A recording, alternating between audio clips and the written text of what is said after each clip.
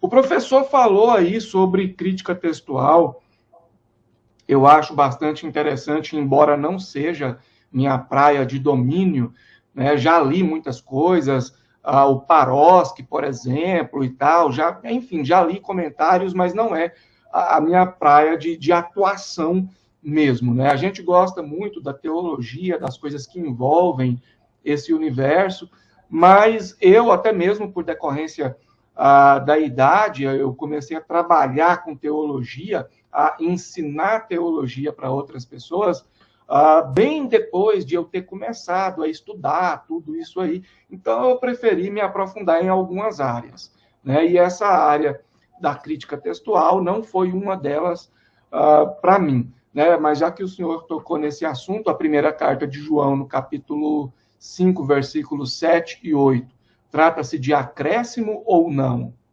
Qual é o texto? 1 João. Primeira carta de João, capítulo 5, é aquele texto polêmico, né? Versículos 7 e 8, isso, versículos 7 e 8. Então, a famosa coma joanina. Bem, esse texto, mesmo sem olhar o aparato crítico aqui, eu já posso dizer que ele se encontra em, no máximo, 9 manuscritos. De 5.846, ele se enquadra em apenas 8 ou 9 manuscritos. Nem todos eles são gregos, ele vem da Vulgata Latina. No trabalho, inclusive, de Erasmo de Roterdã, ele se baseou praticamente em 7 manuscritos para poder fazer o texto recebido. E dentre esses manuscritos que ele se baseou, na hora de colocar 1 João capítulo 5, verso 7, ele não tinha um manuscrito grego que contivesse esse texto, né? Mas a expressão grega lá, eu estou tentando abrir aqui agora a Bíblia, ela termina em martiriontes, que seria testemunham. Então, há 3 no céu, há 3 que testemunham. Está escrito assim, há 3 que testemunham. Mas não vai dizer que é a palavra, o Pai, o Espírito. Então, ali sim, há um acréscimo, ao meu ver. E não é por eu, digamos assim, descrer da Trindade da forma que ela está formulada, ou por eu ter problemas com o modo pela qual as pessoas modernas, que carecem de entendimento do que de fato foi abordado na patrística sobre a Trindade, debatem.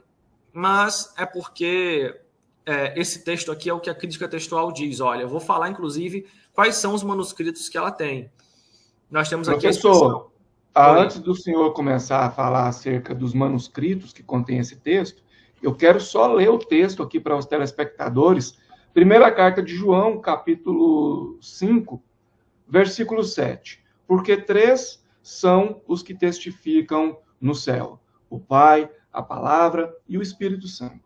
E esses 3 são um. O 8, complemento, diz o seguinte: e 3 são os que testificam na terra: o Espírito e a água e o sangue. E esses 3 concordam em um. É com o senhor.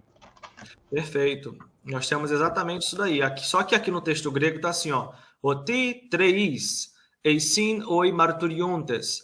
Ou seja, porque são os 3 que testificam. Não tem nem a palavra no céu aqui, que seria, no caso, tu ourano, ropater, rologos, kai, pneumatos hagios. Eu estou falando de cabeça, né? Porque não tem no texto grego aqui. Entendeu? Mas o que acontece? Quando a gente coloca, o aparato crítico vai indicar para a gente que a expressão que termina em testificam, ou seja, porque são 3 que testificam, o texto estaria assim: ele está presente na Nestlé Aland, no trabalho de Robson Pierpont, no trabalho de Esticourt Rohr, no texto alexandrino, no texto do Vaticano, no manuscrito alexandrino, no manuscrito vaticano, no trabalho de Tregelles, no trabalho de Scrivener e no sinaítico. E o único lugar que tem a continuação dele é no manuscrito de de Scrivener. Entendeu? Eu até falei errado que ele tinha no de Scrivener, mas ele tem no de Scrivener. Ou seja, é o único de todos os 22 trabalhos. Deixa eu tentar facilitar para quem está nos ouvindo entender. Existem 5.846 manuscritos legíveis, que a crítica textual pode olhar e retirar deles informações, montar um aparato crítico e produzir um texto para você. Aí existem 22 trabalhos que são propostas de textos padronizados para as quais as versões em outras línguas vão se basear. Por exemplo, pense num funil. A parte maior do funil é o volume total de manuscritos. Depois, esse total de manuscritos, eles vão ser colocados em 5 categorias. Categoria 1, 2, 3, 4 e 5. Nós temos essas categorias formadas por diversos críticos textuais em momentos diferentes. Nós temos a categorização de Bengel, que para mim é superior à de Stickort-Rohr. Nós temos a de Tischendorf, nós temos a de Tregelles, temos a de Robson-Pierpont, nós temos a de Scrivener. Então, ou seja, esses homens entendem que os manuscritos são uns superiores a outros, mas todos eles têm lá o seu estilo e a sua categoria. De acordo com a sua própria categorização, eles vão entender que para um texto estar presente na língua original, ele precisaria ser apoiado por manuscritos de todas as 5 categorias. E como que funciona? É mais ou menos assim. Os manuscritos de categoria 1 são os grandes códices, ou seja, o códice Aleph, que é o sinaítico, o códice B, que é o Vaticano, e alguns colocam o códice A, que é o alexandrino. Há também quem coloque o códice W, que é o washingtoniano. E os papiros. Então, esses documentos são manuscritos de categoria 1, porque eles são antigos, são legíveis, são importantes e são de acesso mais volumoso. As pessoas procuram mais por eles. Nós temos ainda uma descrição dos manuscritos da segunda categoria, que são aí os outros códices que são cópias desses grandes códices.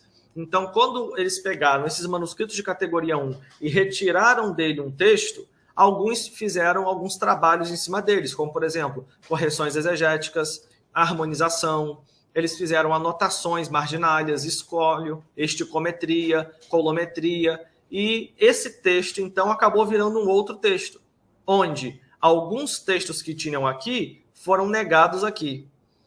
E isso daí gerou uma nova proposta de leitura, mas são manuscritos importantes porque também têm antiguidade, legibilidade, autoridade e vieram de locais onde a história geográfica dos manuscritos estavam ali. O categoria 3 são os minúsculos, o categoria 4 são outros minúsculos e algumas famílias pequenas de manuscrito e alguns pais da igreja, e o categoria 5 nós temos aí uma mistura de um pouquinho de cada coisa, manuscritos que têm uma menor qualidade na legibilidade, na autoridade e na localidade. E alguns pais da igreja menos, que produziram menos, né? E ainda tem os sem categoria. Então, ou seja, para uma pessoa afirmar que esse texto está ali, possivelmente estava dentro do texto original, da redação autógrafa, essa pessoa precisaria dizer o seguinte: olha, esse texto que está em análise, ela passa pelo crivo de todos os críticos textuais, né, ou pelo menos da maioria, e está em manuscritos das 5 categorias. E agora a grande questão é, esse texto que nós estamos avaliando, de 1 João capítulo 5, do 7 e 8, ele está nos melhores manuscritos com a partir da palavra testemunho? Bem, se a gente olhar aqui, ele não está. Então, quando eu pego aqui o aparato crítico do CNNTS, deixa eu só botar aqui, ele vai me dizer o seguinte, que esse manuscrito está faltando no Códice Sinaítico, no Vaticano, no manuscrito alexandrino, na família 33, está faltando no minúsculo 1739, 1243, 1735, 945, 1241, 1448, 1505, manuscrito 49, 1874, 2191, e é muita coisa que ele está faltando. Ele está presente em qual, professor? Em apenas 9 manuscritos, gente. E ainda os manuscritos mais antigos de todos, ou seja, manuscritos do século I, ele não está presente, como o P9, P74 e do século II, o manuscrito C. Então, assim, já existia textos que falam de 1 João capítulo 5, verso 7, no primeiro século, que é o P9, por exemplo.